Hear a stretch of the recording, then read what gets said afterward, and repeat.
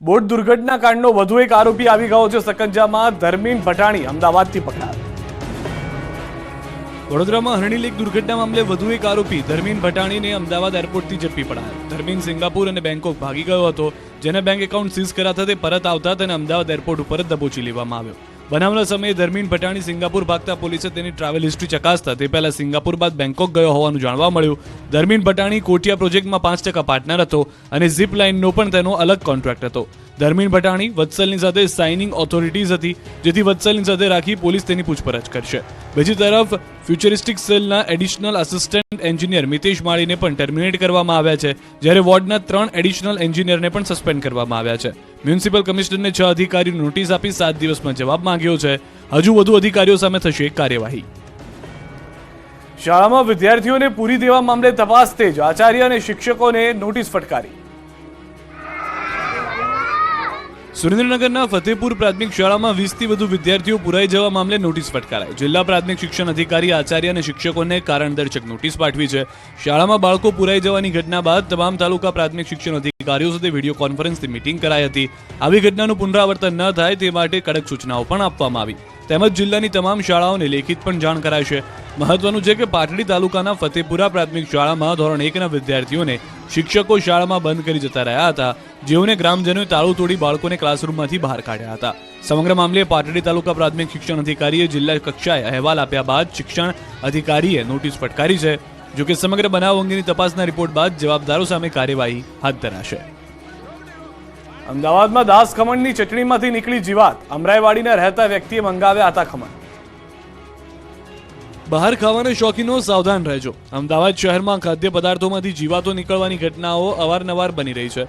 શહેરની જાણીતી ખાણીપીણીની હોટલો અને રેસ્ટોરન્ટ તેમજ ફૂડ કોર્ટમાં હોવાની વસ્તુઓમાંથી જીવજંતુઓ અનેક વસ્તુઓ હવે દર 2 દિવસે નીકળતી હોવાની ઘટના સામે આવી છે।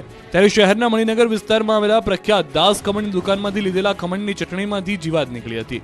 ચટણીમાંથી જીવાત નીકળતા ગ્રાહકે વેપારીનો સંપર્ક કર્યો, ત્યારે ચટણી બદલી આપવાની વાત કરી।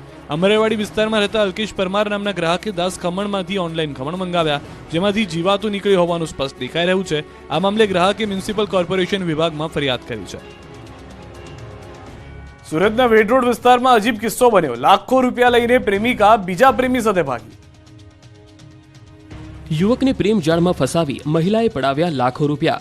સુરતના વેડ રોડ પર બની છેતરપિંડીની આ આશ્ચર્યજનક ઘટના। હજુ વેલેન્ટાઇન ડે ગયાને ગણતરીના દિવસો જ થયા છે, ત્યારે સુરતના વેસુ વિસ્તારમાંથી એક અજીબોગરીબ કિસ્સો સામે આવ્યો। ભાડે રહેતી એક મહિલાએ યુવકને પ્રેમ જાળમાં ફસાવીને 96.44 લાખ રૂપિયા પડાવી લીધા। વેડ રોડ સ્થિત વિરામનગર સોસાયટીમાં રહેતા યુવક સાથે ભાડુઆત મહિલાએ અધધ કહી શકાય તેવી રકમની ઠગાઈ કરીને રફુચક્કર થઈ ગઈ। ભાડુઆત મહિલાએ યુવકને પ્રેમજાળમાં ફસાવ્યો હતો અને યુવકના મકાન વેચાણના રોકડા 96.44 લાખ લઈને અન્ય પ્રેમી સાથે નાસી છૂટી હતી। ઠગ મહિલાના પ્રેમજાળમાં ફસાયેલા યુવકને ચોરી અંગે જાણ થતાં તેના પગ તળે જમીન સરકી ગઈ હતી। અંતે યુવક ચોક બજારમાં પોલીસ સ્ટેશને પહોંચ્યો હતો અને પોતાની આપવીતી જણાવી હતી। પોલીસે સમગ્ર મામલે વધુ તપાસ હાથ ધરી છે। નર્મદામાં જોવા જેવી થઈ અહીંના તિલકવાડામાં લોકોએ એરપોર્ટનો વિરોધ કર્યો તો વેપારીઓએ એરપોર્ટ બનાવવાની માંગ કરી। સ્ટેચ્યુ ઓફ યુનિટી દેશ વિદેશના પ્રવાસીઓના આકર્ષણનું કેન્દ્ર બની રહ્યું છે। પ્રવાસીઓની સંખ્યામાં પણ સતત વધારો થઈ રહ્યો છે। તેવામાં નર્મદા જિલ્લામાં મંજૂરી મળ્યા બાદ એરપોર્ટ વિવાદોમાં ઘેરાયું છે।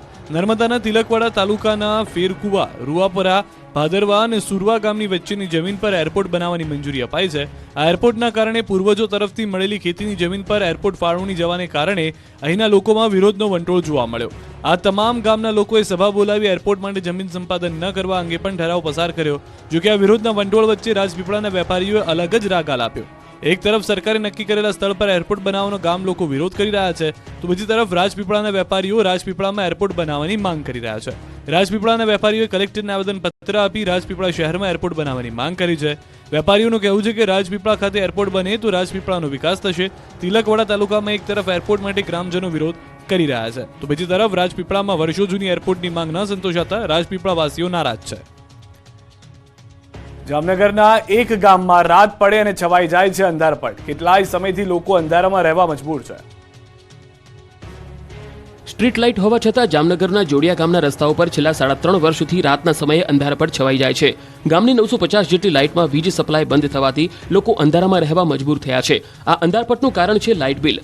લાઇટ બિલ ન ભર્યું હોવાથી અહીં લગાવેલી સ્ટ્રીટ લાઇટ કોઈ કામની નથી.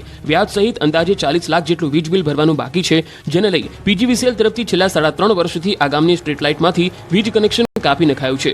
3.5 વર્ષથી શોભાના ગાંઠિયા સમાન બનેલી સ્ટ્રીટ લાઇટની સમસ્યાને લઈ સ્થાનિકોને પણ ભારે હાલાકી થઈ રહી છે.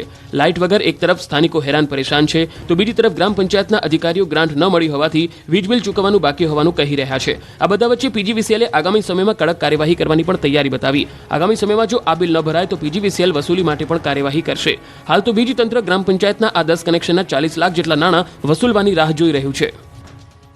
બાળકો પોતાનું ભવિષ્ય ભાડાના મકાનમાં બનાવતા જોવા મળ્યા. પંચમહાલ જિલ્લામાં આંગણવાડીઓ ભાડાના મકાનમાં ચાલે છે.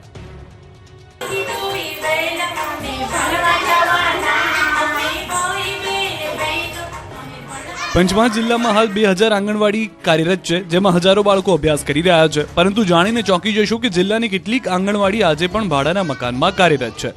કેટલીક સરકારી મકાન એટલે કે સમાજઘર કે ગ્રામ પંચાયતના મકાનમાં ચાલી રહી છે આંગણવાડી. સંલગ્ન વિભાગના દાવા મુજબ હાલ જિલ્લામાં કાર્યરત 2000 આંગણવાડીઓ પૈકી 1819 આંગણવાડીના પોતાના મકાન છે, જ્યારે 7 આંગણવાડી સરકારી મકાનમાં ચાલે છે, જ્યારે 110 આંગણવાડીના નવા મકાન મંજૂર કરવામાં આવ્યા છે. એવી જ રીતે 85 આંગણવાડી ભાડાના મકાનમાં ચાલે છે, જ્યારે 12 આંગણવાડીના નવા મકાન આગામી દિવસોમાં મંજૂર કરવાની પ્રક્રિયા છે. આ સમગ્ર બાબત વચ્ચે તંત્રના દાવા કેટલા સ્થળોએ પોકળ સાબિત થયા, કેમ કે તંત્રના ચોપડે મંજૂર થયા પછી કેટલાક સ્થળોએ આજે પણ મકાન બન્યા નથી અને આંગણવાડી સંચાલકો પોતાના ઘરે જ બાળકોને બેસાડી અભ્યાસ કરાવવાની ફરજ પડી રહી છે. વર્ષો અગાઉ બનેલા કેટલાક મકાન જર્જરિત અવસ્થામાં ફેરવાઈ જતા બાળકો જોખમી રીતે બેસી અભ્યાસ મેળવી રહ્યા છે. અધિકારીઓ જર્જરિત મકાનમાં બાળકો નહીં બેસાડવાની સૂચના આપી દીધી હોવાનું જણાવી પોતાની જવાબદારી નિભાવી હોવાનું કહે છે. પરંતુ વાલીઓ પોતાના ભૂલકાઓને જીવના જોખમે આંગણવાડીઓ મોકલવા તૈયાર નથી. સરકાર દ્વારા આ પ્રકારની આંગણવાડી માટે તાત્કાલિક ધોરણે મકાન બનાવવામાં આવે તેવી માંગણી ઉગ્ર બની છે. ગોધરાના ગામની શાળા શું રામ ભરોસે ચાલી રહી છે. અહીં આવતા શિક્ષકો જાણે કે સંગીત ખુરશી રમી રહ્યા છે. ગોધરાના હમીરપુરમાં સરકારી પ્રાથમિક શાળામાં ભણતા બાળકનું ભવિષ્ય જોખમાઈ રહ્યું છે. હમીરપુરમાં સરકારી શાળામાં 50થી વધુ વિદ્યાર્થીઓ અભ્યાસ કરી રહ્યા છે. પહેલા આ શાળામાં 2 શિક્ષકો હતા, પરંતુ એક શિક્ષક ગત માસમાં નિવૃત્ત થતા શાળામાં એકમાત્ર શિક્ષક ફરજ બજાવતા હતા, જ્યારે એક શિક્ષકની તબિયત નાદુરસ્ત થતા તેઓ હાલ રજા પર છે, જેથી બાળકોના અભ્યાસ પર આની અસર પડી રહી છે.